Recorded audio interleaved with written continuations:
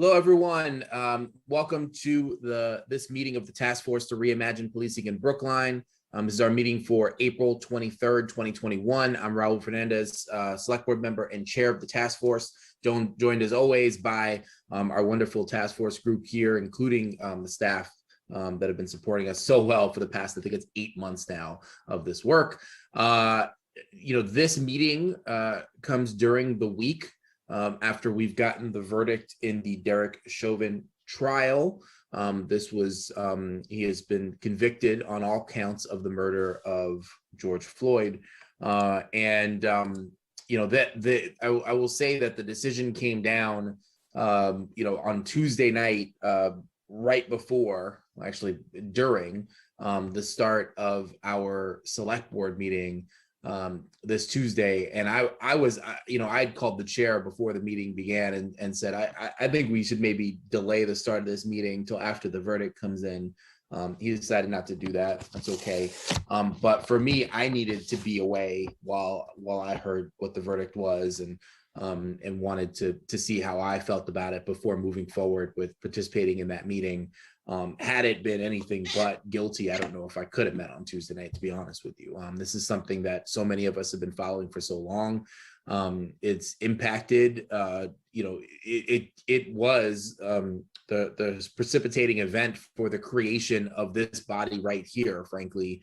There are many people, including folks in this room, who've been aware of and working on issues related to inequitable policing for many years.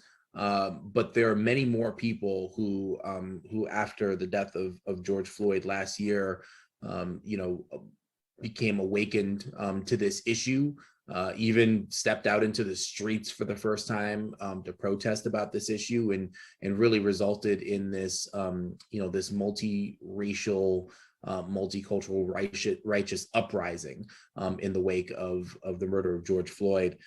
So while the verdict was the correct one and certainly welcome, we know that there is still much work to be done, and that this is one verdict, and that there have been many others. In fact, most often we don't get to a verdict. Most often charges either aren't filed or aren't pursued, and I think the verdict this week just underscores the need for work like ours to continue, and for municipalities like ours to take even more seriously the work of ensuring safe, transparent, and accountable policing, and more to the point of our work, to consider alternatives to policing.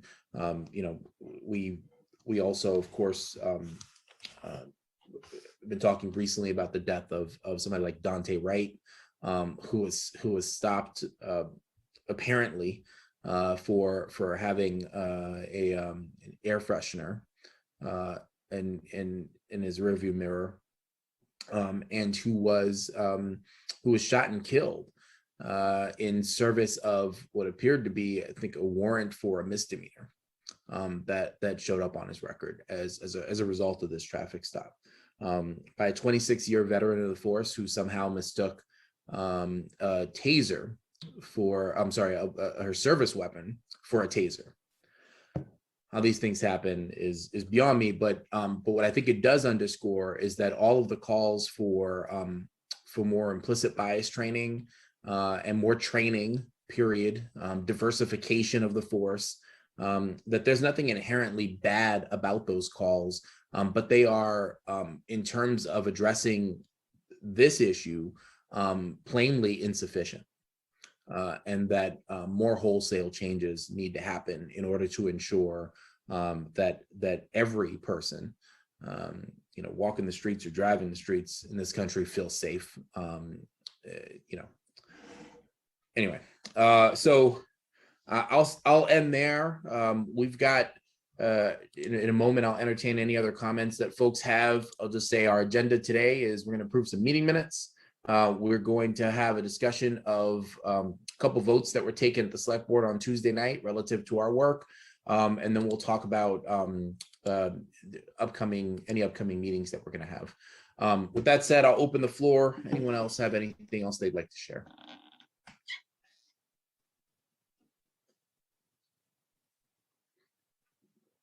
Good to go. All right, so next up are the meeting minutes. We do have our meeting minutes from Friday, April 9th, 2021. As always, we ask folks to send in any edits, corrections, anything like that that they have to Devin in advance. But if you haven't, you get one last opportunity here to tell us if there's any edits you'd like to make. Any edits to the meeting, these meeting minutes from April 9th. All right, well, let's go ahead and approve them then. Going across again, yes, no, abstain if you weren't there. Malcolm, you're first on my list. What say you? Yes. Chichi, Yes. Almas, Yes. Mike, Yes. Kristen, Yes. Alexander, Yes. Aton, Yes. Anne, Yes. Bonnie, Yes. Kimberly. Yes. Great. Oh, yes, for me too. All right, so approved.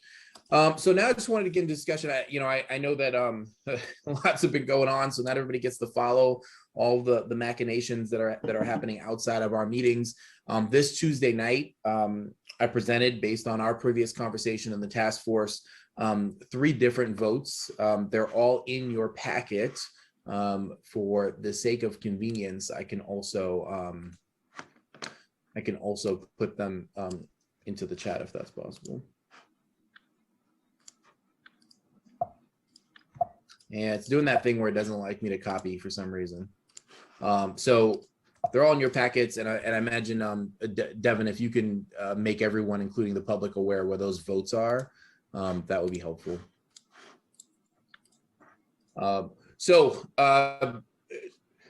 If you got a chance to watch this meeting, you saw, at least for me, it got off to a particularly frustrating start. Our first vote was I thought a fairly simple one, and it was to direct the police department to develop and implement a plan to hold a minimum of 6 public meetings annually in which residents could ask questions and offer suggestions.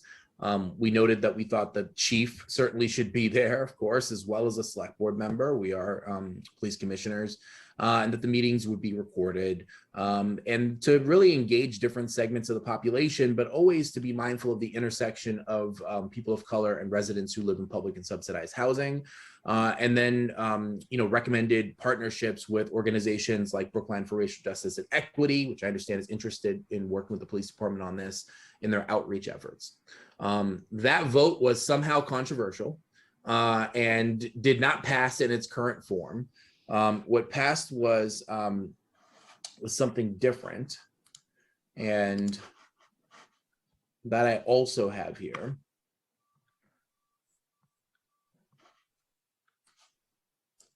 See if my copy will work on this. There we go. This, for some reason, wants to copy. And this, what you all see in the chat, is what ended up passing, which is that the select board direct the police department to develop and implement I'm sorry, is that the one that I, no, that's ours. Give me 1 second. Here we go. That was the original motion. And this is the one that passed. That the select board instruct the police department to work with the community engagement specialists and I think this is supposed to be the police commission, PCAC, the Police Commissioners Advisory Council, to set up a reasonable schedule of meetings with the community to discuss police matters and other things, which is what it looks like passed. That was 2 votes in favor, 1 vote against, myself, and 2 members abstained. So this is where we are. Anyway, any thoughts on this in particular?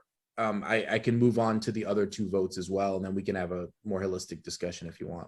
Just mention briefly what the nature of the conflict over this was. Yeah, various members, and in your packet you have the draft minutes also, and so you'll see how the positions of members were characterized. So that is the document in your packet. What is the title of that document? It says Policy Rec for 2020-2021. And just scroll down, because the first part is like a grant of location or something like that. So you'll see the recommendations, and then underneath the original motion, you'll see board members how their positions were characterized. Of course, this is a longer conversation, and this is how positions were characterized in the minutes. But essentially, some of it was this being too prescriptive.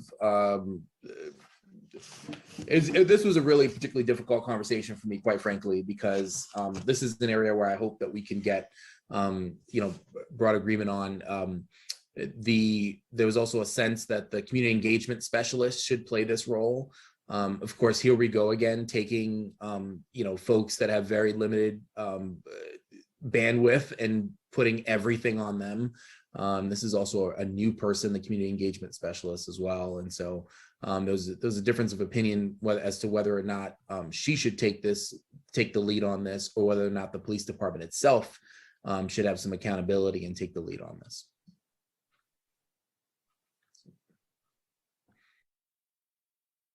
Get your feedback on anything else related to these votes. The second piece was our recommendation,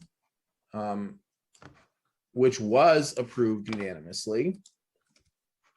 I'm popping that into the chat now.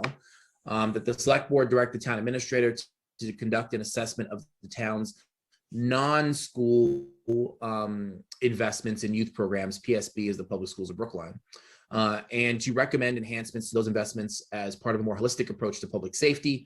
This can include, but should not be limited to, transportation, financial assistance for youth programs, and funding for the Brookline Teen Center and other programs for youth.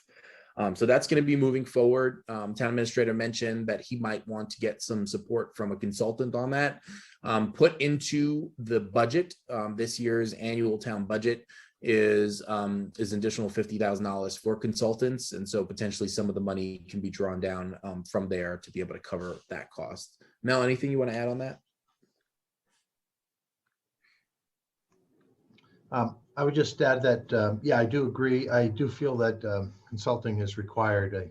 Raul just mentioned about kind of piling on, and it's not just this committee, but there's a lot of demands on staff. So, but and plus, I think in this area, it is important to get very qualified resources, experienced consulting, objective consulting. This is one area that I would need a lot more help to develop the scope of, and I know Malcolm was involved in this part of your report, so definitely would need a kind of a working team to help define this project, but that's down the road a little bit. Great. Folks that were involved in that community engagement and envisioning work, if you have the bandwidth sounds like we're going to be working on this maybe in the summer or even beyond. So we'll reach out to you and make sure you have the bandwidth at the time when we reach out. So you don't need to make any commitments now, but it'd be great to have you involved in that.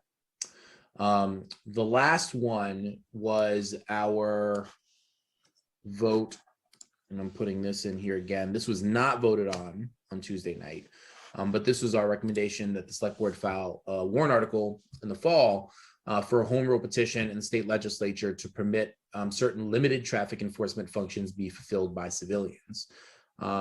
This is something we discussed. Heather Hamilton mentioned that she was very interested in having this discussion, but that it's a deeply complicated issue and that we needed more time for it. And that with the election and town meeting coming up, it might make sense, especially since the recommendation here is to do something for the fall warrant, that it might make sense to sort of take this up after town meeting, when we can sort of really dedicate the time necessary to looking into it. So those are the three, two votes and one non-vote that we took on Tuesday night. Just want to get any feedback or reactions from you.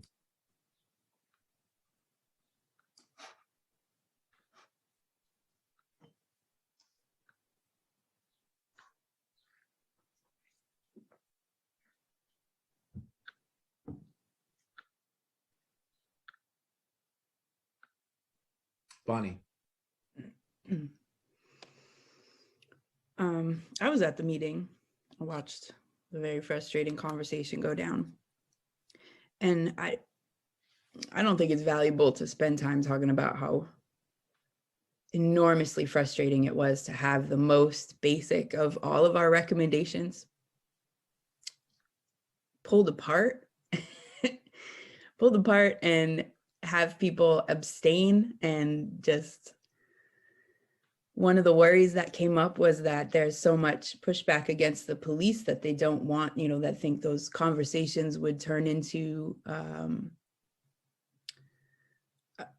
that it would somehow make the police feel bad if people continued to just share their criticisms with them or something. I don't know. I don't know. Just trying to start the conversation. It was insanely frustrating and makes it really difficult to think about how we wrestle the larger things here. Thanks, Bonnie. Anyone else?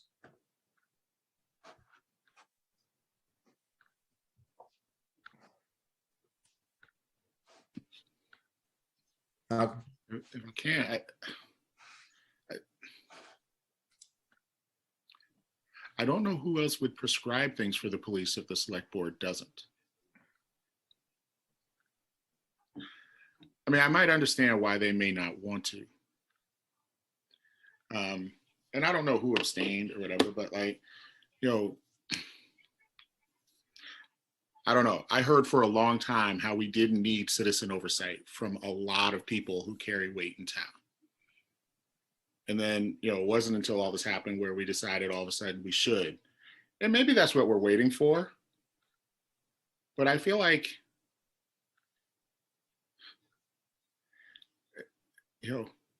it's bizarre to me that there's a feeling of operating with kids' gloves here. And there are times where, we have to be able to take criticism in a way that is part of all of our jobs and part of all of our existences. And so, I just wonder, who gets to do that? And who's the quote unquote adult in the room, which is what I say to teachers all the time, right? There's times I need to tell my students, this is what you have to do. And we're going to do it. Just like there's times my boss tells me I have to stand up and talk to parents. I have to go to back to school night. I have to do these things. And so it makes me wonder, the select board won't say that, what will they actually say? Like, what directives will they actually give when it comes to dealing with the police? And, it's feeling like there's this feeling of we can't actually give them directives, when actually that is part of the thing you literally signed up and got elected to do. And so, I struggle in that way. Not so, I think Chichi said it way more eloquently, that at times we're going to feel like we're beating our head against a wall, and we got to look for victories and things like that. But I don't understand, as if this was some sort of like union negotiated tactic. Like we're asking you to meet every other month and provide an opportunity for people to share opinions and ask questions. Like, this doesn't, I don't know. This does not seem like a big leap. And so, my mother used to tell me this all the time, Malcolm, indecision is not indecisiveness. Because ultimately someone will make a decision for you. And in this case, it sounds like the select board is letting someone else make the decision for them, purposely and with choice. And so that's a problem. Thanks, Malcolm. Chichi? Yeah, I just wanted to follow up on some of the things that Bonnie and Malcolm have been saying. This is something I've heard before, not just from the select board. but during some advisory committee meetings too, people saying, oh, morale at the police department is bad because they keep getting criticized, and that's going to make it harder to hire. And I think we do need to push back on those arguments. They're kind of ridiculous. If there's a town department, any other town department, if Public Works, there was a lot of criticism of what they were doing. Nobody would be saying, we need to shield Public Works from any negative criticism from the public. That's kind of ridiculous. And the police department needs to hear what the citizenry is concerned about. Because if they don't, that's just going to make the situation worse. And you know, is frankly going to maybe lead to things that even more drastic things that they don't want to see. Note, this is not only a criticism, or this is not only a sentiment in Brookline. You know, I've been seeing articles saying, oh, it's so hard to hire for police departments now because of the negativity. So this is an argument, a theme that is being used to push back against reimagining policing, and not just in Brookline. Thanks, Chi-Chi. Bonnie?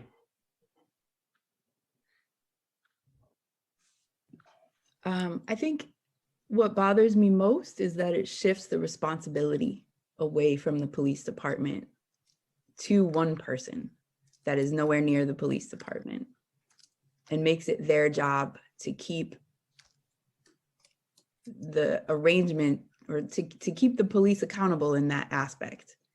And that the police at the end of the year can be like, those events didn't happen, but that's not on us because it wasn't on us to arrange those things.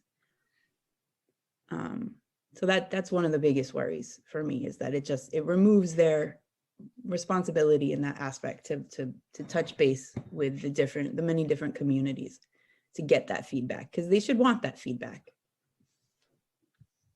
Alexander?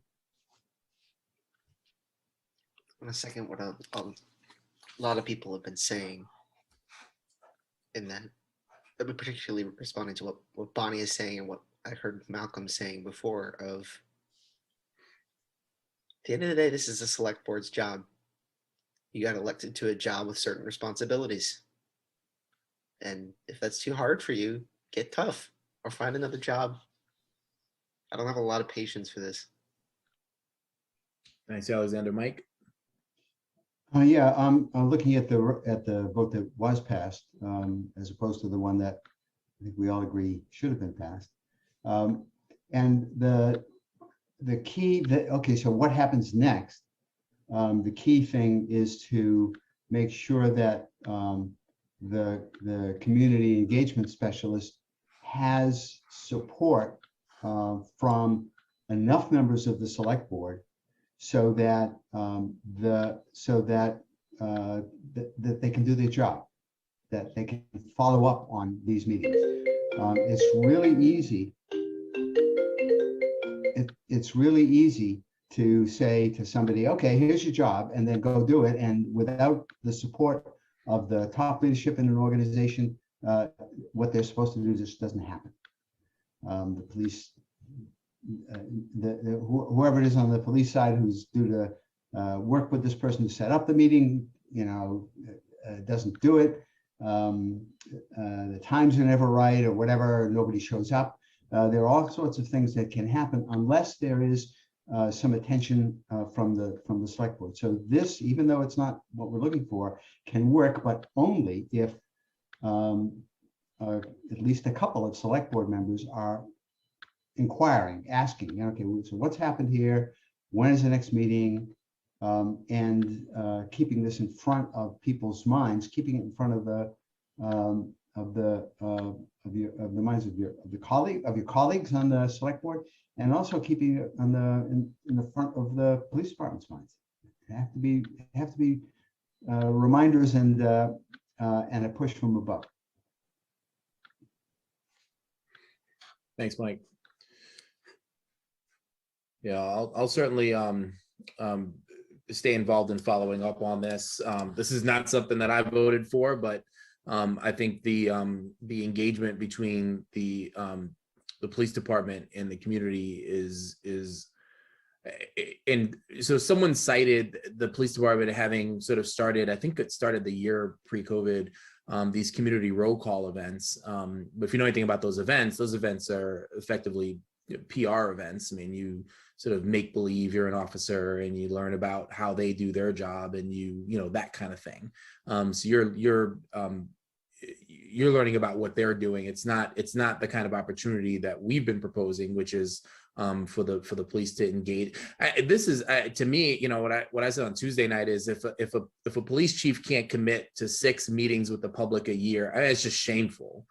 Frankly, they should be endeavoring to have many more meetings than that. What we're trying to do is set a minimum standard here, which sadly isn't a standard that's currently being met. And so we'll see, I think, what happens going forward.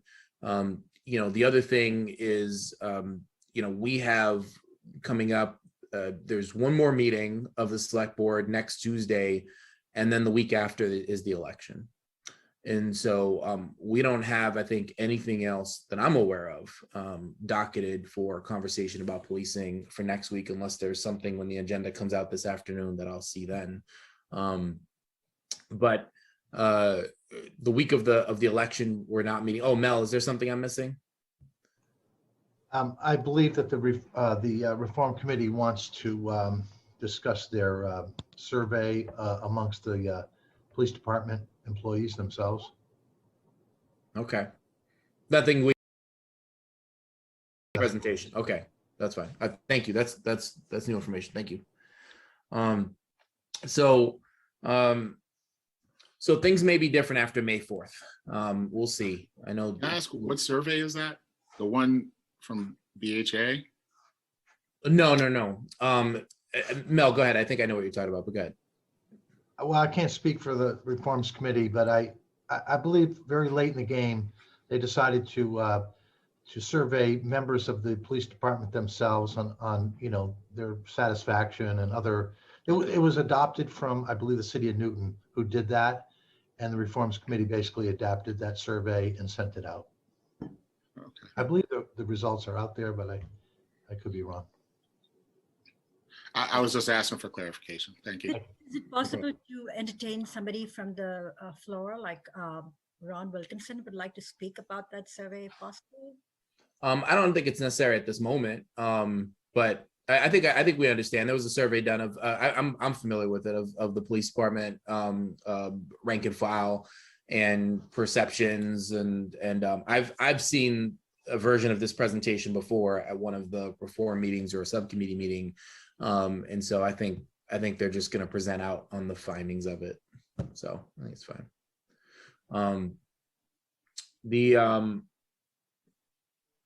So as far as anything that we've got going, the other piece was the social service piece, the Brookline Forward proposal, those kinds of things. All of these at this point are going to get addressed after the election, and so we'll see what happens then, and perhaps with a different board, there might be an opportunity also to revisit some things like the community engagement piece that we just discussed, and potentially other pieces too. You know, this is, I think, you know, we're in this position where right now, I think everyone wants to try to take credit for supporting us, or get some level of credit for supporting us without actually supporting any of our proposals, or at least very few of our proposals. And so to be seemingly willing to buy in and to laud our efforts is something that's happening too. You know, I'll say I recently was notified that that an organization which imagines itself to be progressive wanted to award me on behalf of the task force for our efforts. Of course, the person who actually reached out to me offering the award, has publicly called our work naive, biased, negligent, misleading, arrogant, and closed-minded. So I didn't take it as a particularly serious offer. so naturally, I politely and respectfully declined to accept that award. So sorry, folks, we won't be getting awarded for this. But that was the right thing to do. So I think there are folks that want to be seen as somehow aligned with what we're doing, even if tangentially, but aren't doing anything to support our actual proposals, which is the work. And in other cases are actively working to undermine what we're doing. So I think that'll continue. That'll continue at least through May 4th, through the election. And then we'll see what things look like after that. So anyway, we'll keep at it. But I thought that was a particular fun part of my week this week was getting that. Any other thoughts you all would like to share? I don't have much else for us today.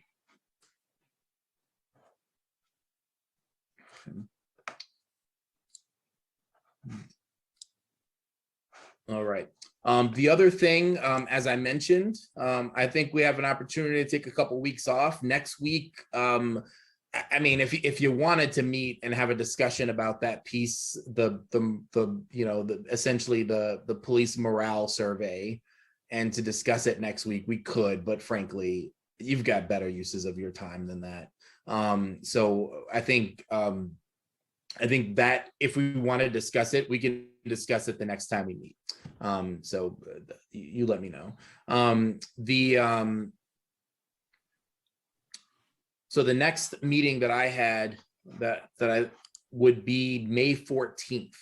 That is going to be the Friday following the reorganization, the organizational meeting of the select board. So the way things work for those that don't know, we have an election on May 4th. And then the very next Tuesday, the select board members that were elected, sometimes that could be the incumbents or it could be new board members, they start that next week. It's not like, when you get elected to Congress, you get elected in November, you don't start till January, right? This is, you start the very next week. In fact, when I got elected, there was business that needed to be done the next morning. So I was at an 8:00 a.m. meeting the day after my election, a little groggy and maybe just a little bit hungover. So that was what that looked like. But in any case, that will be the organizational meeting. That's the meeting where we elect the chair of the board. We may or may not have a new chair of the board at that point. And I think at that point, we can be able to sort of take stock of where we are and think about where we might want to push our work at that point. Bonnie? So you're saying, so we'll meet on the 14th? Yeah.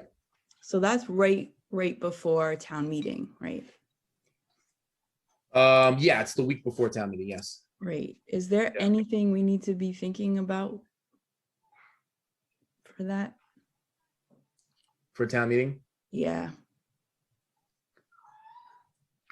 No, I mean, the only thing at this stage for town meeting would be something like a budget amendment. And so if folks are interested in putting together a budget amendment somehow related to our work, then that would be something that would make sense to meet and discuss. If anybody wants to do that, please do it as far in advance of town meeting as possible so that it can actually get a proper review. A budget amendment that gets, first of all, the rules are that a budget amendment has to be submitted 5 business days ahead of town meeting anyway. But if it's done earlier, there's an opportunity to actually make a case for it, coming to the advisory committee and explaining where money would come from, where money would go, and so forth. If it just gets dropped on the table very, very late, it's very difficult to do that. I remember that.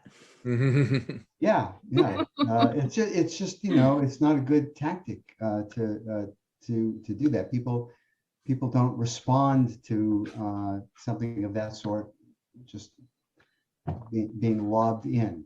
So lob it earlier. Malcolm? Can you just, I don't want to take a beating time, but like, is it on the task force website? Isn't it where I can see something about this survey? The survey materials were just sent to me yesterday. So they're not public yet? They are not. Because, I mean, just frankly, I actually find it quite offensive. I mean, I know this is specific to police, but as a town employee who gets all kinds of crap from citizens about the job we're doing and what our union is doing, and even have parents protesting at different times in cities and other things like that, where the teachers had over 300 people riffed, pink slipped, entire departments wiped out. And we're asking about how these police officers feel.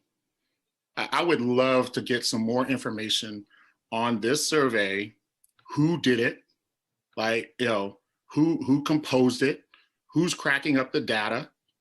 I find it extremely offensive. And the reality is, as much as I can understand morale is low at the police department, we're having a hard time hiring teachers too, which is what the overwhelming majority of people move to this town for.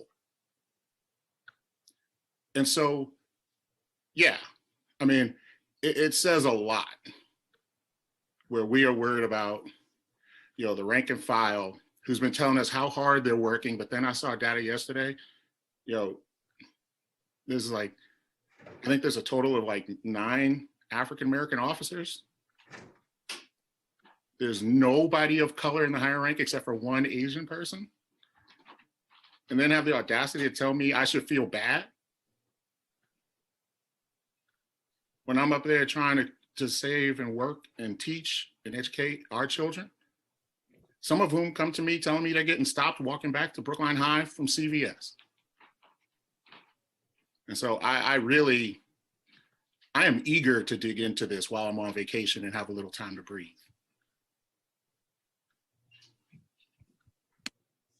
Thanks, Malcolm. Mike? I think it's really very useful to find out what's in that, what police officers think about. I don't know what the questions were, but what they think about their jobs and the public's attitudes. If we want to change the way police officers behave, one place to start is to understand what they think about their jobs now.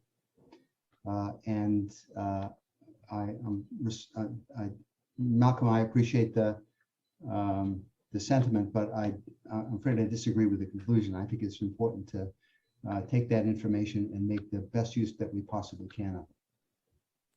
It's not the information that I'm challenging. We're in a pandemic.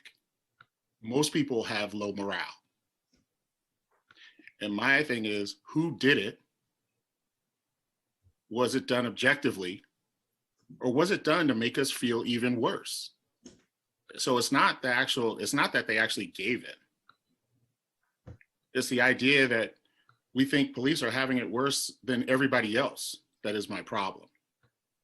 And so, well, I don't know if that's a fair assumption that. Well, that's why I want to see the survey. After all, we surveyed. Well, again, that's why we surveyed.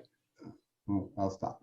Well, I would say, you know, our survey was not to look at the morale of the department or how they feel. Certainly not. We wanted to find out what people in public housing thought about policing. Well, and beyond public housing. And beyond, indeed. Right. Well beyond. Right. And in the community at large. But particularly, we're interested in what people in public housing thought. Well, I think it's beyond public housing. You need to, if you're going to solve a problem, you need to understand what the dimensions of the problem are. Mike, I'm not sure if you're aware of this, but you've interrupted Malcolm several times at this point. Well, I believe that he's interrupted me as well. Okay, guys. All right. Well, I think all I'm trying to say is, listen, I have no problem with surveying the police. That's not really my point.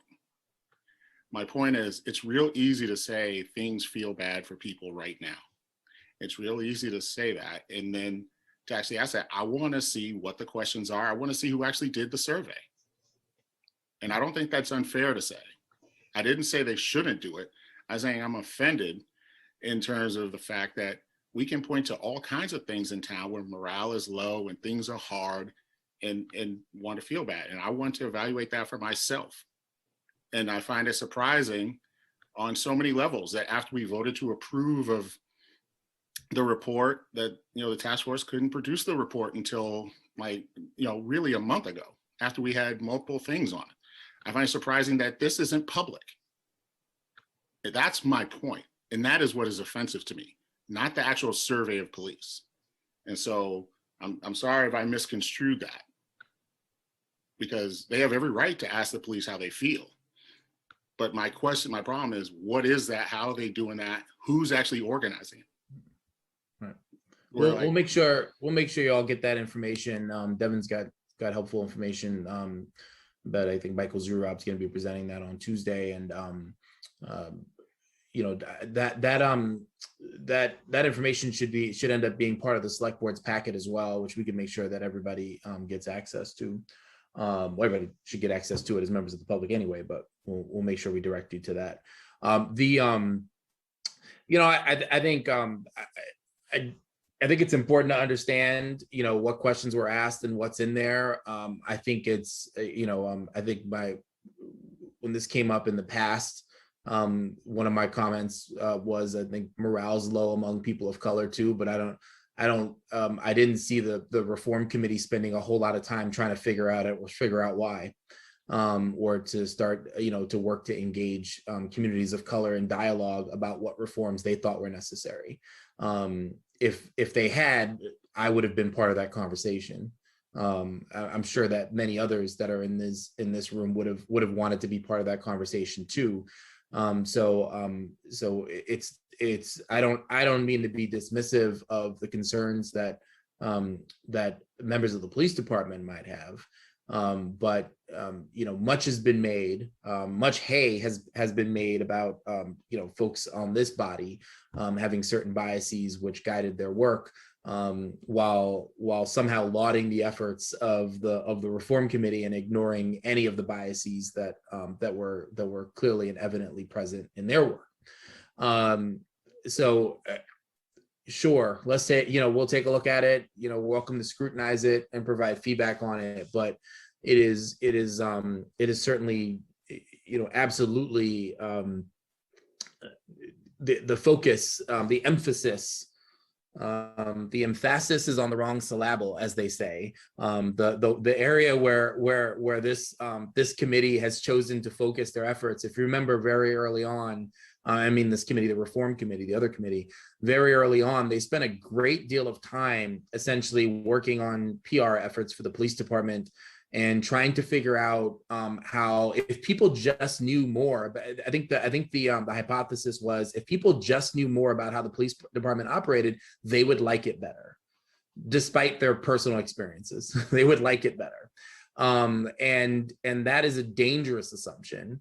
And it's one that in many ways guided other aspects of the work that happened there too. I haven't spent a whole lot of time, frankly, trying to talking much about, especially lately anyway, the work of the reform committee, or trying to undermine, what it is they're doing. Like I said before, if I see a proposal that I think is a good proposal, I'm willing to forget who it is that's bringing the proposal, or willing to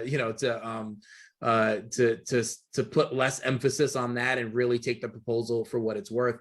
But some of these things that we are yet still to debate, things like walk and talk and SROs and stuff like that, those are areas where the it wasn't implicit bias, but very, particularly explicit bias in having the supervisor of those units lead the subcommittee that was not even investigating, but reviewing those units. Stuff like that is just, it'd be laughable if it wasn't, if this stuff wasn't so serious. But again, I don't want to spend a whole lot of time on that. My hope is that that the work of more serious people will prevail, and that will really take a serious look, continue to take a serious look at the problems that we have here in our community and how we might improve things for ourselves, but also for everyone who's here. So anyway, that's what I've got to say on that. Anything else from you all?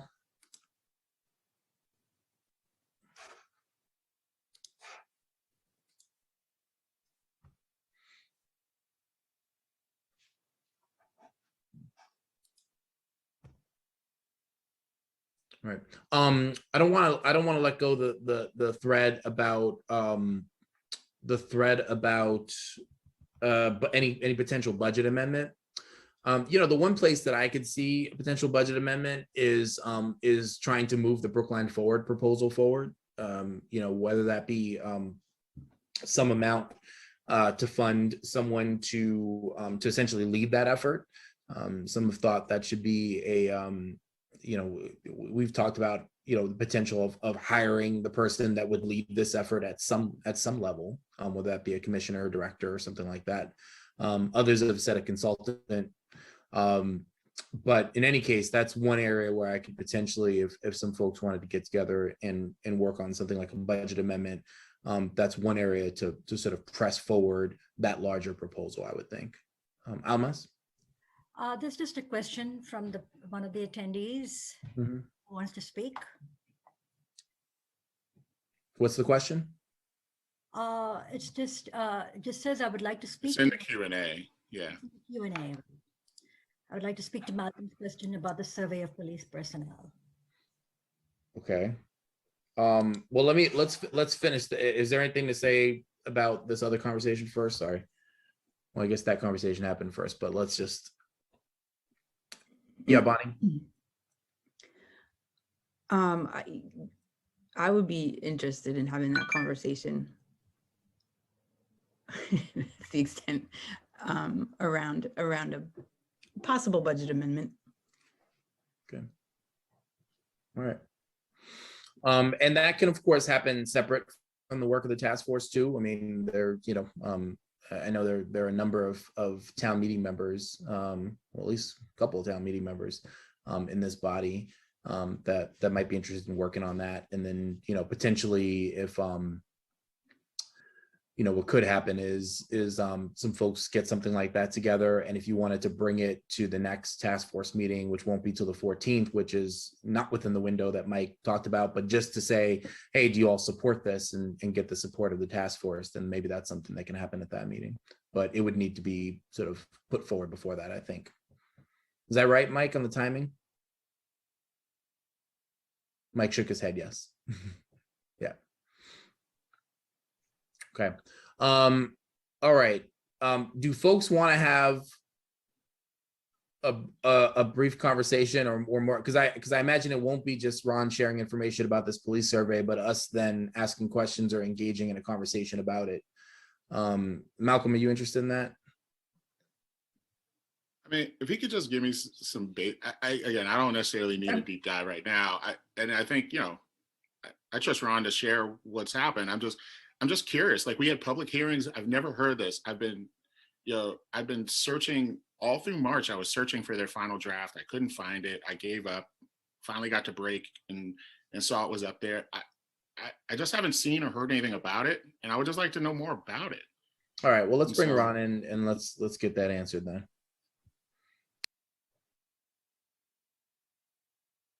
Thank you, Devin. Ron, how's it going? You're promoted. We do see you muted and with your camera off, though. There you go. Yeah, hi. Sorry, I'm Hey, still in how's my it going? robe. I wasn't expecting to join the meeting this That's morning. okay. That's okay. Having my wife be on the task forces kind of allows me to kind of hear some things, and that's how I happened to realize that the question came up this morning. Okay, the reason why there wasn't any information about that survey in March is because it was just completed, and the results and the report put together pretty much was just finished pretty much this week. The full report will be put in the packet for next Tuesday select board meeting, and that packet is open to the public. You can read the full report. The report basically came about because people on the reform committee said no one on the reform committee or the task force has actually asked what the rank and file police feel about everything that's going on. And one of the inputs, not a definitive thing, not a PR thing, but just one of the inputs of all that's going on would be understanding where these guys are coming from. And we realized that Newton had done something similar with their police department. So we put together our own survey. It was informed by the survey that was done by Newton, but it has very Brookline specific questions. And we sent it out to the entire police department. I was the one who put the questions into SurveyMonkey and had it sent out to all of the personnel in the Brookline Police Department. We got about a 50% response rate, which is remarkable, and the responses are eye-opening. And as I say, the full report, it will be in the packet for all of you to look at. You will also see who was involved in putting it together and how it was done. And you will have some questions. I mean, some of the people who gave input into how the questions were put together were people like Dan O'Leary and Detective of Keaveney. They were there. There were as they gave input. There were also Michael Zorab and I and other people also had input into the questions. You can look at all of the questions. You can see which ones you feel were valuable, which ones you feel were not valuable, but it's all there. The answers are all there. And as I said, I think we included in addition to charts, we put in all of the open-ended responses to the rank and file police, and those responses are really, really eye-opening. They're all over the spectrum. They're really, really eye-opening, and I suggest that you all take a good look at the report. It really is eye-opening. Michael Zurab and I at next Tuesday's select board meeting will be formally presenting the report. They're only giving us like 10 or 15 minutes. We're just kind of say these are some of the highlights, and this is how we went about doing it. But I think it's very, very important I think it informs the work of both the task force and the reform committee very well. And we did our best to make it something like that. Happy to take any questions. So I don't really have a question as much as a comment. I actually trust what you're saying, Ron, and trust that actual work. I think what I'm not so trusting of is the timing and the fact that that evidence won't be presented in a public hearing forum and go under the same scrutiny our survey did. And so it will fall into select board members' hands and others, and people can always go to a select board meeting. In some ways that's easier, but that's not the same as a public forum. And so again, I trust your work. I trust the analysis. I want to look at it myself, but that part is really concerning to me. And frankly, like it's felt concerning with the task force that we seem to have deadlines you guys didn't have. And so in that way, it builds into a case of concern for me, not the actual survey itself. That perhaps at some point, like, we did this and it sways things where we actually don't get public comment. And so that's my comment to it. Again, it's not to directly address the survey as much as my perception of the largesse in terms of two committees that are supposed to be moving on the same timelines, seemingly not. And so, okay, I think that's a fair criticism. I absolutely agree that Ro has run a much tighter ship, and in many ways that was very admirable, and that's just part of the reality of what's happened here. I would. I wonder if there could be if there's a possibility that we could have the select board either schedule a real public hearing on even that particular report, because I think a lot of people would be interested in public comments about that. So that's just something maybe we can put that on the table for at Tuesday's meeting. So, but yeah.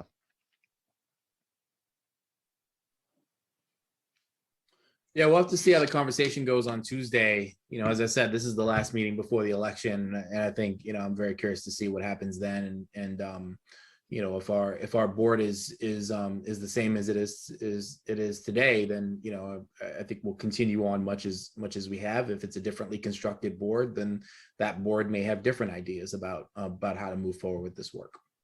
So we'll have to see. Post May 4th, where we are. It looks like we're going to have this brief conversation on this report. I hope, Ron, I hope you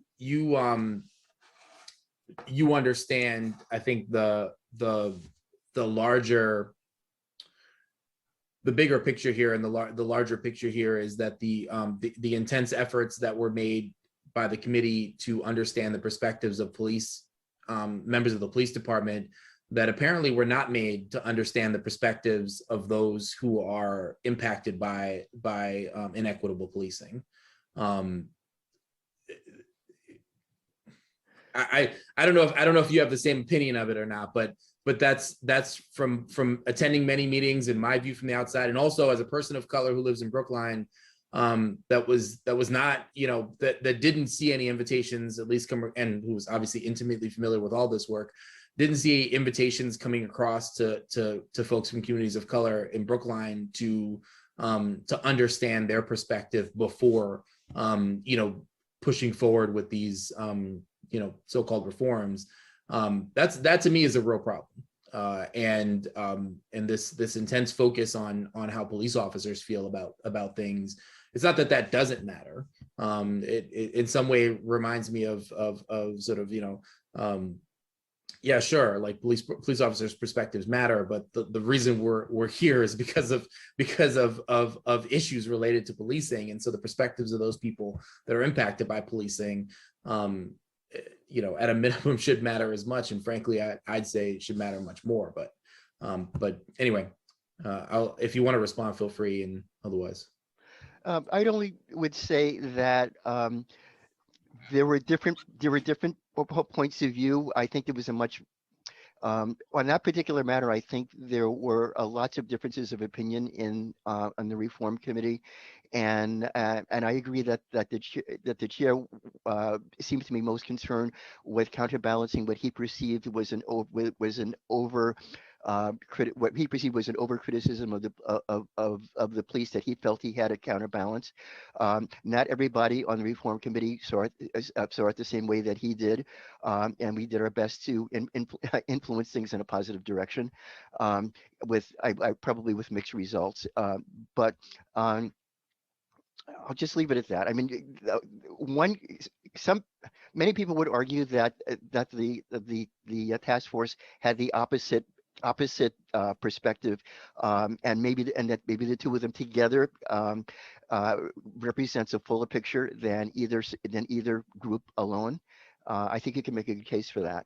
I'll just leave it at that. Appreciate you, Ron. Thank you, and appreciate all the work that you put into this. I know that in addition to your own meetings, you've been at many of these meetings, and I've certainly when I've watched you work, seen you put your heart into it and put the best the best effort forward. So I just want to say I appreciate you. Thank you. Yeah. And I appreciate everybody. Sorry, Ron. Sorry, Ron. Ron appreciates everybody. I heard that much at least. I'm gonna leave it at that. Malcolm. Yeah. So I think, part of the reason I kind of latched onto the survey, and it just feels like the other committee is getting multiple bites at the apple that we're not. And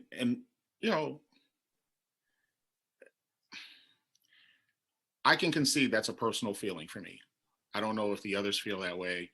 But again, when I was begging to find the final copy of the report, I kept finding drafts from February and other stuff, and then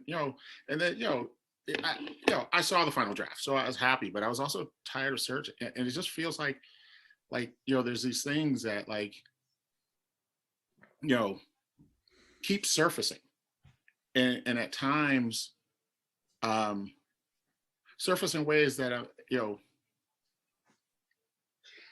that are unclear because they're not necessarily in the port. They weren't vetted. They weren't presented to select board, at least when I was there. And they're then being used as ways. So it's one of the more recent examples was, I know Raul was there, and some of the, when the police department said they're going to do work with the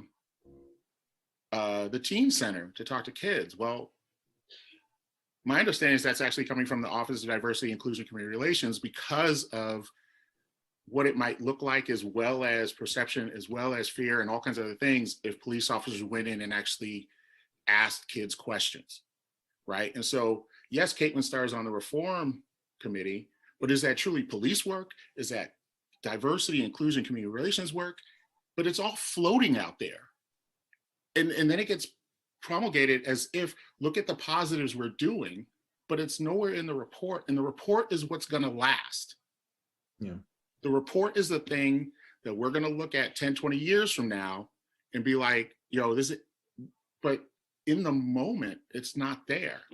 And I actually don't think, as well as some of you know, I used to be a football coach. And when you're in overtime, what they do is, they give you start the ball at the 10, you have 4 chances to score, and then the other team goes. And so you always want to start on defense first. Because if you're on defense first, you know exactly what you need to do when you finally get the ball. And that's what it feels like. It feels like they're winning every coin toss and getting to start on defense. And we actually, because of the way it works, we don't actually get to defend ourselves again. Right? Like stuff comes out later, and we've already had public hearings. Right? So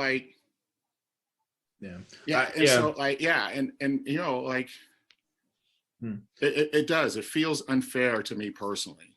And so, I don't want to go down the road because what's done is done. But at least for me, that is part of my frustration. And that I feel like I hear these things and I'm like, where was that? I was actually trying to read this stuff. Where is it? And now I can't actually really refute it because there's no public forum for me to refute it or for me to stand on or for me to do anything. And so it's really frustrating that this is happening and being, in my opinion, manipulated through town government things. Because we could just say, listen, as a teacher, there's plenty of times I'm like, you just got to turn it in or you get a 0. Right? Like you missed the deadline. You didn't ask for an extension. You didn't. Yeah. And so, I'll make this point on Tuesday and just say, at some point that we've got to conclude our work. These were intended to be, not permanent bodies of the select board. We requested an extension of a month to get a full and complete report in and do all our public hearings and everything. And we got it and we did it.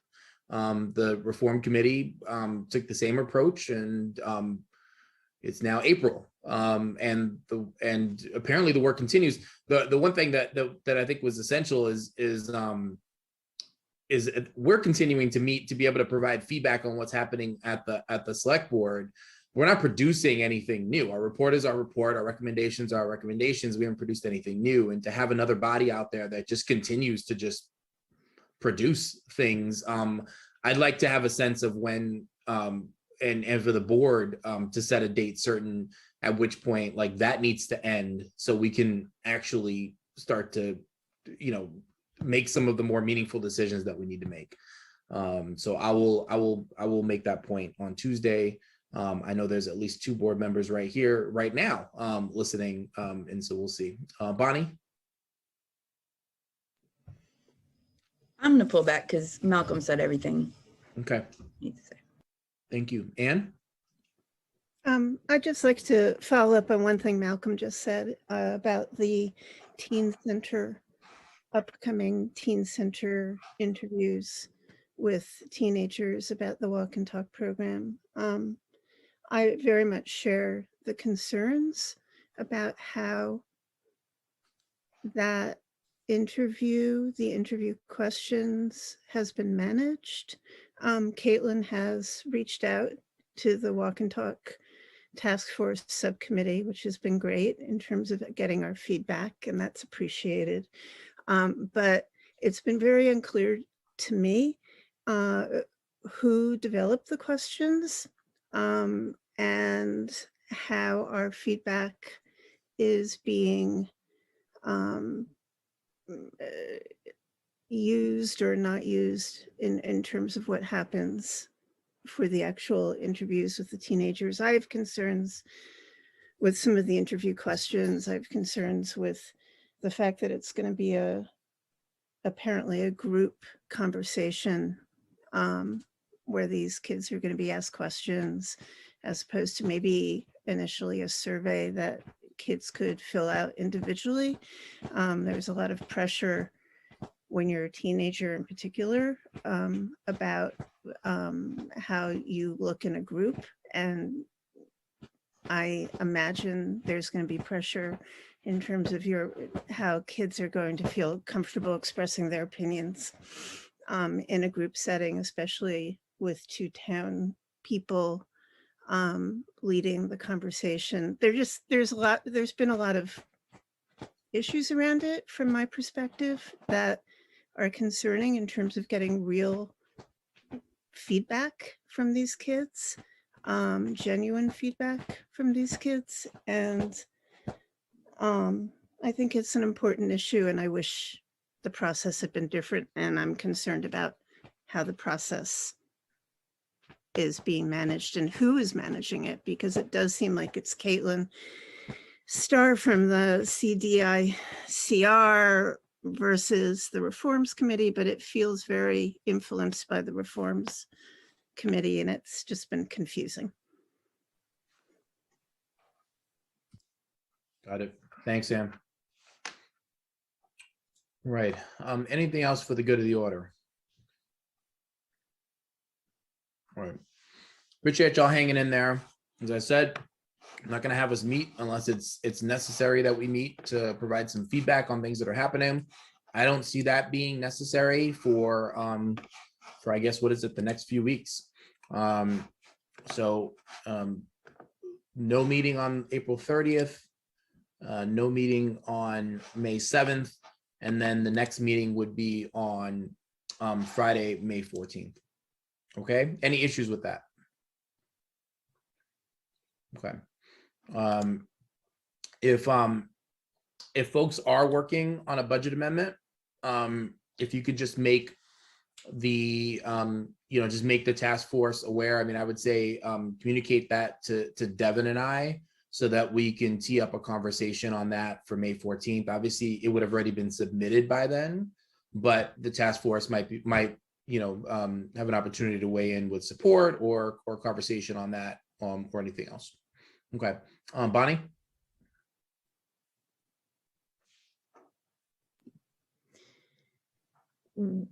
I don't want to add meetings that we shouldn't, but if there ends up being a budget amendment, why wouldn't we try to talk on the 7th?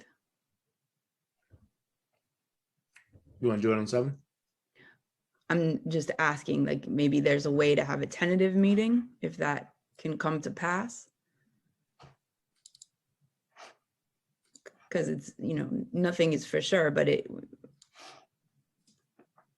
don't know. It just seems like having an option there is important if we needed to gather. All right, support. I'm okay with that. Anyone opposed to that?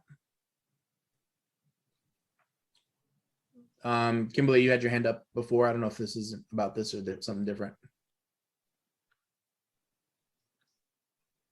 So it's not about this. I'm sorry. I just want to circle back. And I know I've been quiet, but I was going to be quiet, but I just can't. I need to understand, one, the survey, is this, this teen center meeting, is it going to be a part of the reforms report?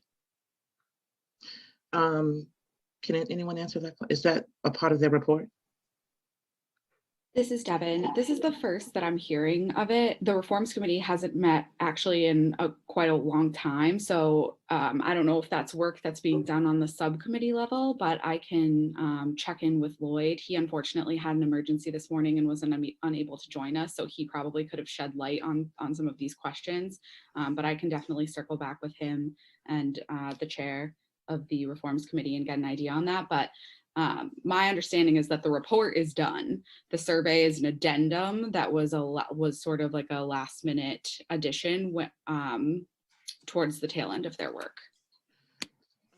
This is with the teen center, right, Devin? Is what the survey that I'm referring to is the police department survey. Oh, no, I don't know anything about I'm saying, if the Reforms Committee is playing a critical role in this teen center survey, that could possibly be done in subcommittee meetings, but I post all of their agendas. I haven't seen anything about it. So I think a good person to be able to provide clarity on that will be Lloyd. Okay. So I asked that because I have a major problem with it, because in my mind, I still don't understand why the Reform Committee is why they're questioning the teens, right, about the walk and talk program. The walk and talk program doesn't just affect the teens, right? It affects the BHA community. It affects the people who live here. It affects families, not the kids. And so of course the kids know them, they see them, they play ball with them.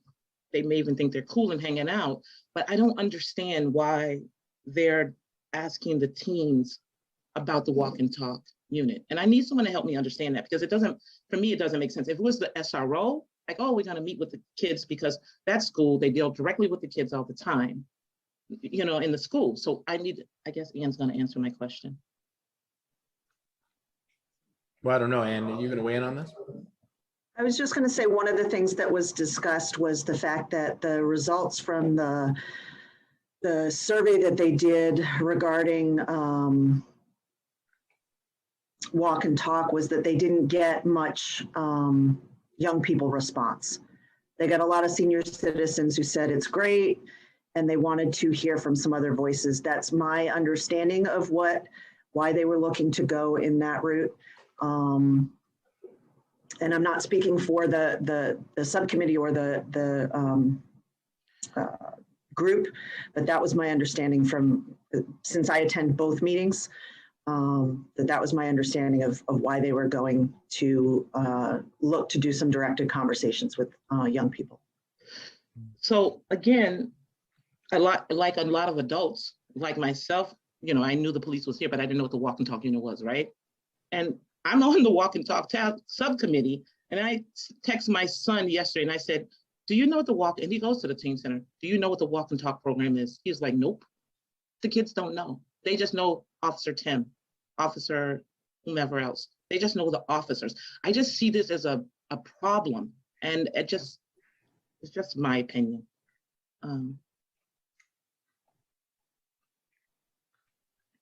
Bonnie? Yeah, we've been struggling with this one for a while, because the reason we know about it is because we were attending the hearing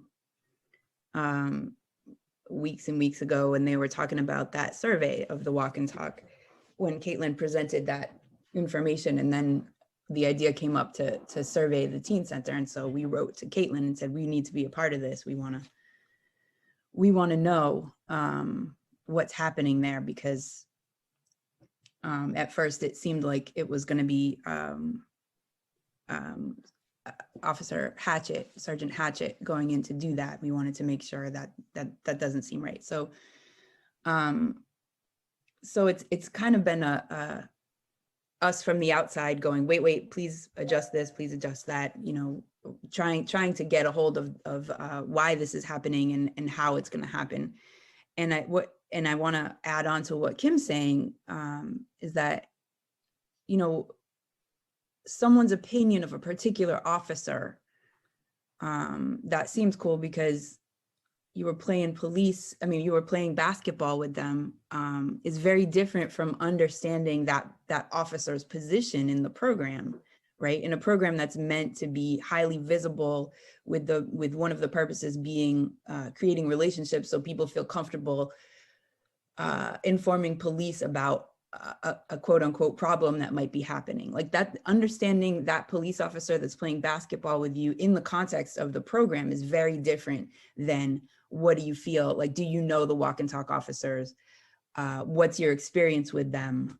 Those are very, very different things. And so without having the ability to, and I don't think it's right that there would be like an information session before this interview, to make sure all the information is out there to have this conversation. It just seems the teen center conversation seems very, very problematic in a lot of ways. That we in the subcommittee are quite worried about. And again, it's also coming at the end, as it's going to be one more chess piece that we do not have access to, that we don't, we're not producing any more information. So all of these things together is very stressful and like kind of unfair and weird. Kimberly? And also, who are these kids that they're interviewing? That's one, right? Who picked these kids? Were these kids part of like that whole gather my troop committee so they can come to a meeting and say, hey, we love the walk and talk? Are these kids BHA residents? Are they other Brookline residents? There's so many levels to this, and it just feels, it doesn't feel right at all. It just doesn't make, I know that's my favorite quote. It just doesn't make sense to me at all. Yeah, I think the at this point, what I'll say is what we're going to learn in any event is limited, right? You know, and I always like to think about the extremes, and it helps put things into focus for me. If every single student that showed up to that session said, you know what, I think this is a bad program and it shouldn't exist, I have my doubts that the folks that are you know, whatever that subcommittee is that's reviewing the walk and talk program, and the reform committee would say, you know what, we got to get rid of this program. We have to eliminate it. I have my doubts that even if every single kid in there said this is terrible and our families think it's terrible, I've, you know, anyway, that's just my belief, based on my informed experience belief here, and maybe others on the reform committee would take issue with that, but this is just one of those things where it's like, you know, at this point, we have a policy decision to make, and you know, it seems that the board wants the BHA either to make that policy decision or to weigh in on that policy decision before the board makes a decision. That's where we are right now. Everything else to me is you know, I'm not sure what it means or how much it's going to tip the scales in one direction or the other, regardless of what's said in meetings like this. And I do take your points that that how the questions are framed matters, how the students are selected or the opt-in process matters, whether or not their families are even notified that this is happening matters. All of it matters in this part of the process, but in the larger how folks end up voting in the end, how the BHA commissioners end up voting in the end, or how the board members end up voting in the end, I don't know is going to be so impacted by one of these hearings, or one of these, not hearings, one of these meetings, which by the way is going to be closed door, of course, and we're going to get a report out from it, and how, you know, how all that is framed is also unclear. But anyway, let's get a couple more comments in here. I was thinking we might get, I told Mike it might be a 1 cup of coffee meeting, but Mike, you might want to get that second cup ready. Malcolm. Yeah, I'm sorry, Mike. No, there's no problem. I may be right behind you for the second one, but again, I think my big concern is, you know, on April 12th, we were at a meeting for a subcommittee of the school committee, and Sergeant Hatchett distinctly said, yeah, we're working with kids at the teen center. And what that does is that distorts that subcommittee of the school committee who's going to report to the school committee, who then the select board is waiting to hear from. And there were members of the task force as well as members of the select board who heard her say that. And that's what I keep getting at, that, like, you know, and so some of you saw, you know, there's been some internal, I think sometimes police forget that I'm a townie too, about like a second letter that came from Courtney Valentine, who's the basketball coach, because he was so upset about the letter they've been pushing from him that he wrote a second one. And people are claiming I wrote it or that I told him to write it. He heard about it. He's a townie too. He heard about it, called me at 9 p.m. livid that they were using that letter. And so, you know, again, that won't get into the public comment, the recorded meeting, or any of the other stuff. Yes, it got emailed to people, but that won't get into it. And so again, they're you know, again, like we miss the opportunity, you know, again, like, to me, this is stuff that we've seen since the very beginning, where we will get some information and then later we find out it's wrong and we don't hear anything to retract it. And it's allowed to influence others to make decisions. And The fact that it continues to happen is incredibly problematic for me. You know what I mean? Like, yeah, and so, yeah. Thanks, Malcolm. Chi-Chi? So I'm on my second cup already. Sorry to keep extending this. I would like to hear more about this letter. Oh, okay. I see Alexander has something in the chat. But what I wanted to say is I completely agree about the process concerns that people are raising, especially about this constant, more bites at the apple that the reform committee is getting. I mean, how about we do this? There was a couple of questions in the survey that Tufts did that was picked apart. I say we rerun those issues, or we run another survey at how the citizenry feels about moving law enforcement functions over to civilians. I mean, it does seem like if there are any flaws in what the reform committee is doing, then they get to go and try to go back and redress that. And we have no ability to do that. And maybe we should have that ability. And I see Eitan's raised his hand, and I hope the answer isn't, are you kidding me? Eitan? No, I mean, yeah, obviously, we've not only ran that survey, but wrote about it, reported on it in a timely manner, consistent with what the schedule was that we were given. And so I just would agree with a lot of the process critiques, but I wanted to just take that process critique to another point, which I hope you will bring to the select board, which is that the more kind of screwed up this process is, the longer it drags out, the less goodwill you have from this committee that the select board has done a good job, the fewer votes the select board makes to implement some kind of independent review process, the more this just becomes a permanent part of the select board's role.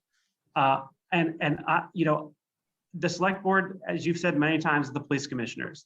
And this is going to be increasingly their primary job, because if the select board can't figure out how to set this right, consistent with the community's values, this is just going to be a forever process for everybody. And I don't think that's good for the select board, that they can't create a system of independent oversight and review that takes them out of it a little bit. I think it'd be good for them to do that. I don't think they should be permanent everyday police commissioners. I don't think that's good for them. I don't think it's good for the community. But if these process concerns go on forever, and if the select board does very, very little, this is just going to be their permanent job. And maybe we should stop calling you guys select board members and just call you police commissioners, so that the community remembers all the time that without a better framework for responsibility, the community has no choice but to treat the select board primarily as police commissioners. Thanks, Eitan. I'll make sure to make those points on Tuesday. Yeah, this is it's a different process. I think also the this is where I see Alexander. This is where our structure comes into play too, and there are some people that the issue with having a 5-person select board versus having someone it's distributed leadership and it's distributed accountability, frankly, and not not all 5 board members have been tuned in equally to the work that's been happening throughout this whole process, and some haven't been tuned in at all. And there's it's easy to vote no on an item or abstain on an item, and the way that we're taking all this up is sort of the item by item approach. And really, when you look at our report, it is a holistic approach to transforming public safety in Brookline and our relationship with police as a community, and the parsing of it. Even folks wanted to build goodwill. just accepting that the police chief should be meeting 6 times a year with members of the community in the way that we described would have been a way to help do it. But the fact that we're arguing over things like that does not bode well for some of the other conversations to come. Alexander.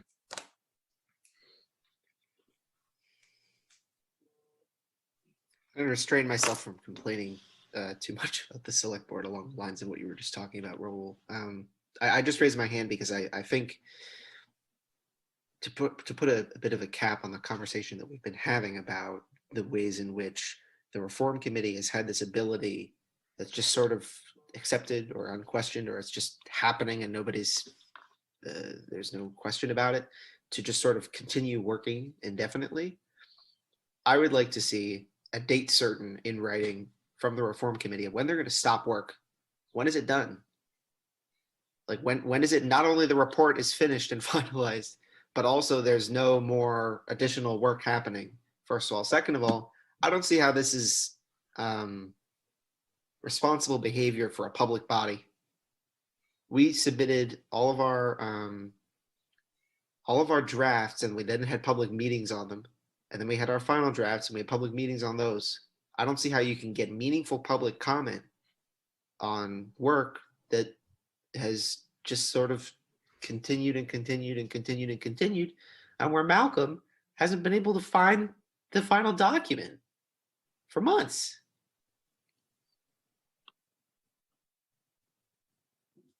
Got it. Thank you. Okay.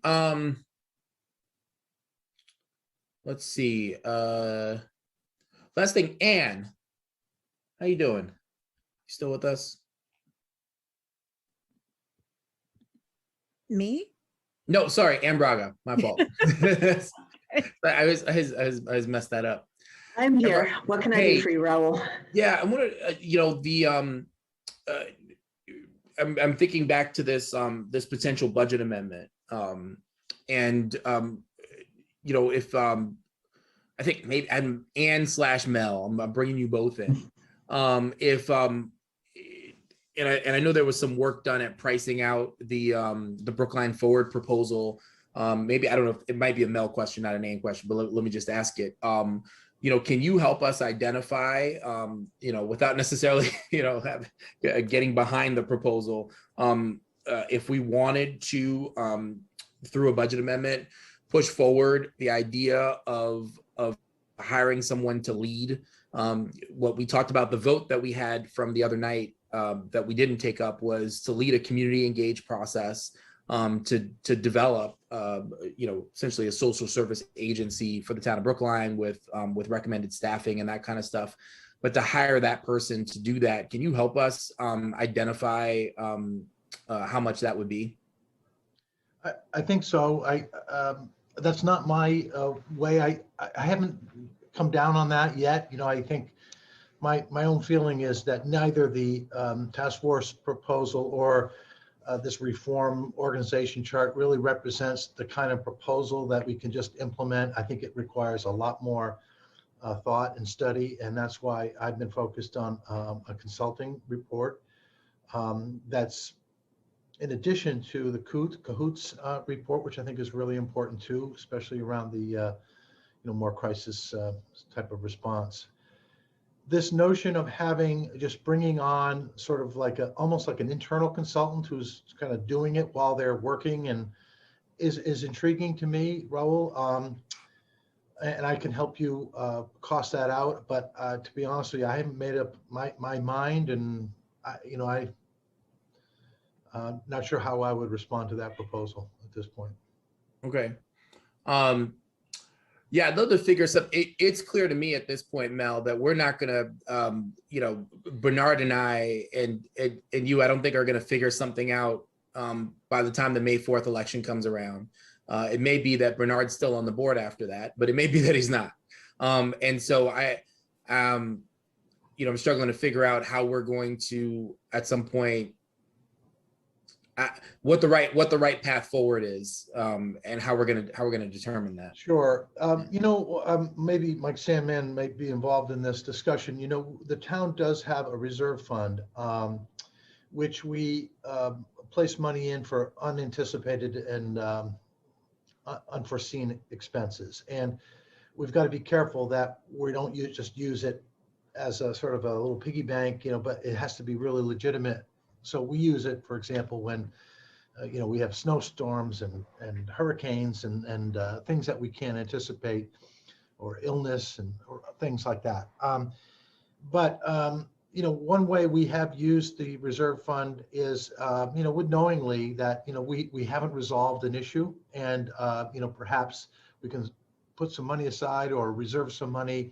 And that's the way I've been feeling a little bit about the police recommendations. Some of these are obviously not going to be resolved in a little while. So, maybe there is some flexibility we can build into the budget for that purpose. Okay. All right. I'll make sure to follow up with you on that then. Great. Thank you, Mel. I will say, I don't think money is the issue here.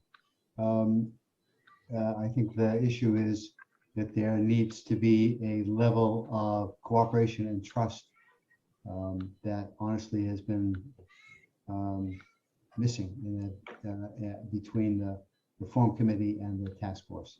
And I think it would be very helpful for everyone to try to set aside that mistrust and not assume the worst about people's motives on the other side. And that goes both ways. And that's the only way that that we're going to get ourselves together as a pair of political bodies, public bodies, and it's the only way the community is going to get itself together in order to accomplish the things that we would like to see in changing the way policing is done. You need to have the other side of the community understand what it is that we're trying to do and accept it and trust that we have good motives, and we have to do the same thing towards them. Money's not the problem here. Appreciate that, Mike. And Raul, Yeah. I'm here to help where I can and work with Mel or Melissa and Mike to pursue the couple of different options that, may make sense to move that forward. Okay, great. Thank you, Ann. Yeah, I think, Mike, I think where we are right now is, I think we're beyond, committees. We have two bodies, the select board, which is either been unable or to reach a decision vis-a-vis social services and what we want to do moving forward, is continue to push things off and is nowhere right now. And then we have town meeting, and I'm, I for one am very, very interested to see where town meeting weighs in on this. We have, last year there were two budget amendments that came forward, and some folks that voted against those amendments said, "Look, I get what you're trying to do here, but we really have to be thoughtful about what it is that we want to spend our money on. We're very interested to see this task force in particular." Task force was mentioned. There was no reform committee at the time because there was no proposal for a reform committee. It was only the task force proposal. Very interested to see what this task force comes up with. And then let's take a look. Well, here we are a year later, right? And the board hasn't reached an agreement on where how we'd like to move forward. And there are many places in which when the board is either not taking action, as is the case here in a really important moment in our history, not taking action or being indecisive or what have you, or not taking sufficient action, that town meeting has an opportunity to weigh in, and they can weigh in through warrant articles and of course through the budget as well.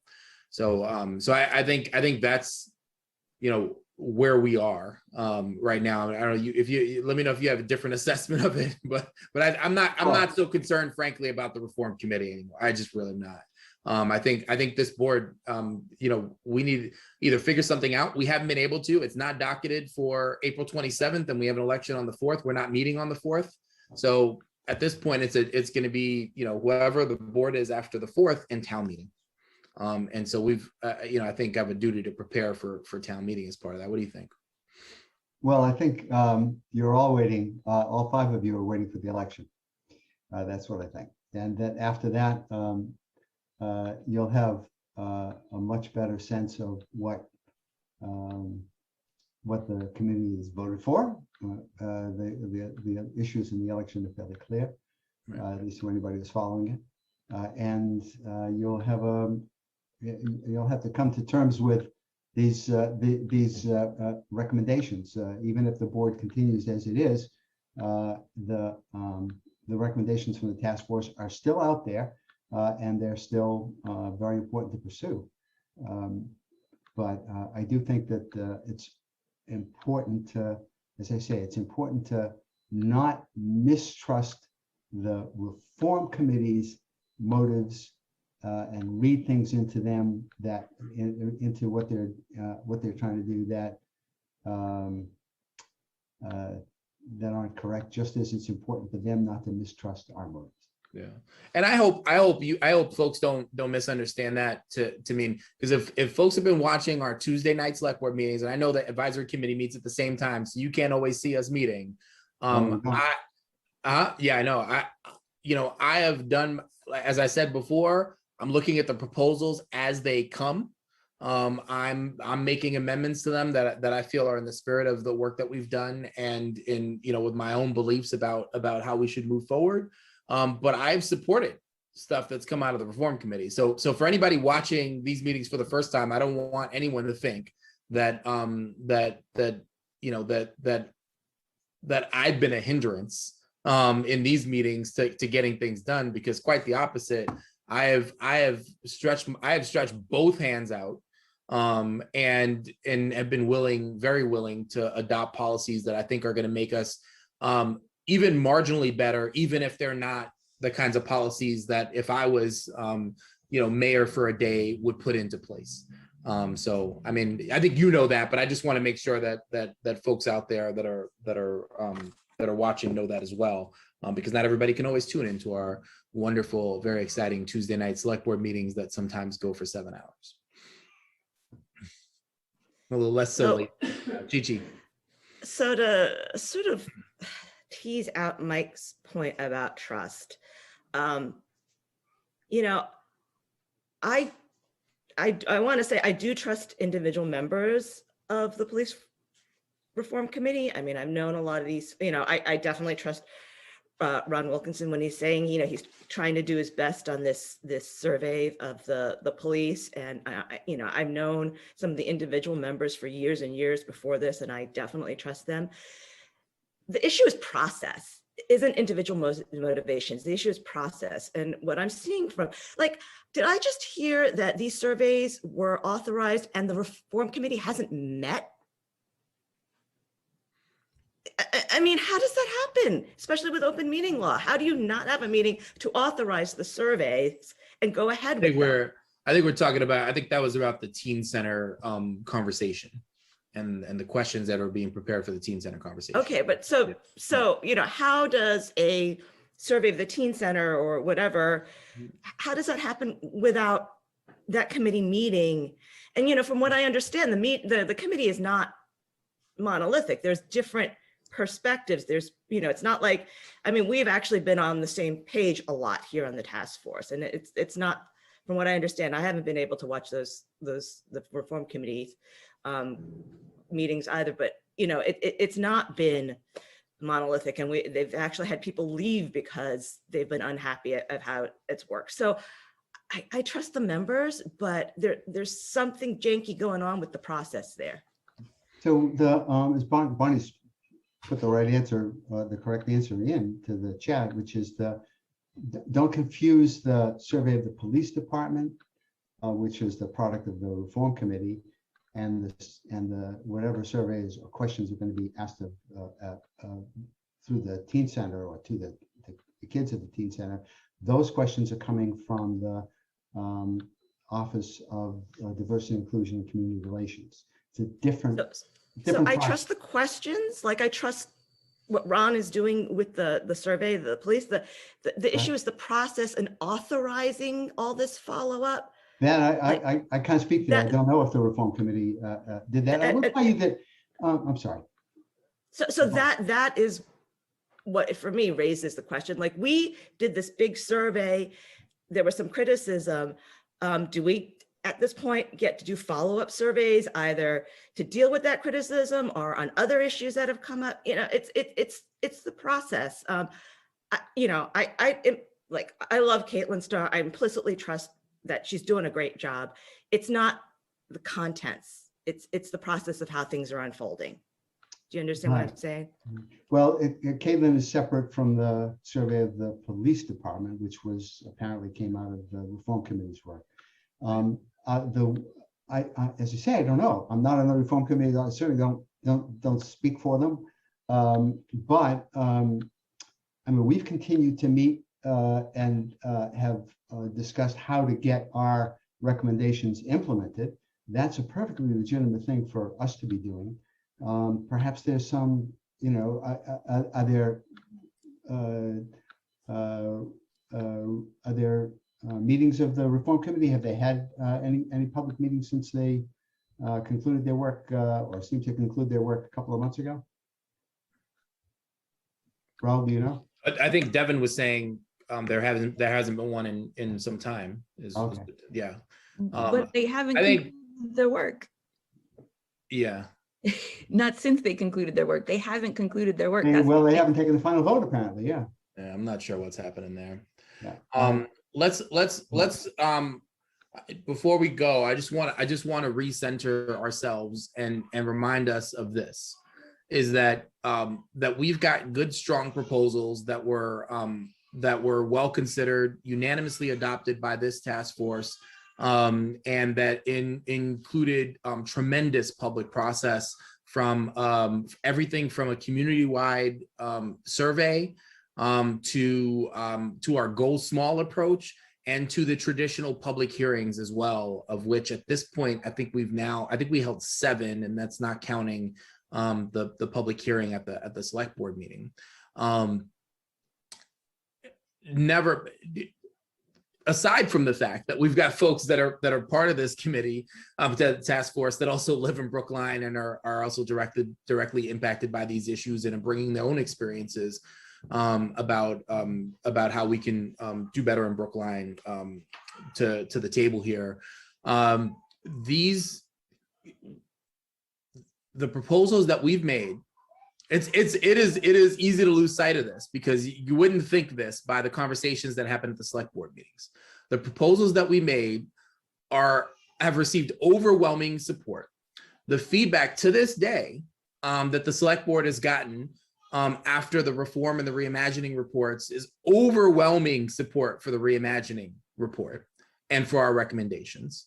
And with specifically people writing specifically about our recommendations to eliminate the walk and talk program, the SRO program, and to institute the Brookline Forward proposal that we have in there, as well as the Cahoots model, which thankfully we are moving forward with a consultancy related to Cahoots, right? It's easy to lose sight of that when you listen to these conversations that are happening at the select board. And folks need to remember that it appears at this moment that our leadership is not on the same page with the community. And that is coming for me into very sharp relief. And either the leadership needs to bring itself in alignment with where the community is. The community needs to realign its leadership. And I don't know which is going to happen first, but the clock's ticking and the election's on May 4th. So that's all I'm going to say. And look forward to meeting with you all again. We're going to do it May 7th, as Bonnie recommended. I didn't hear any objections to that. So hold May 7th for that meeting.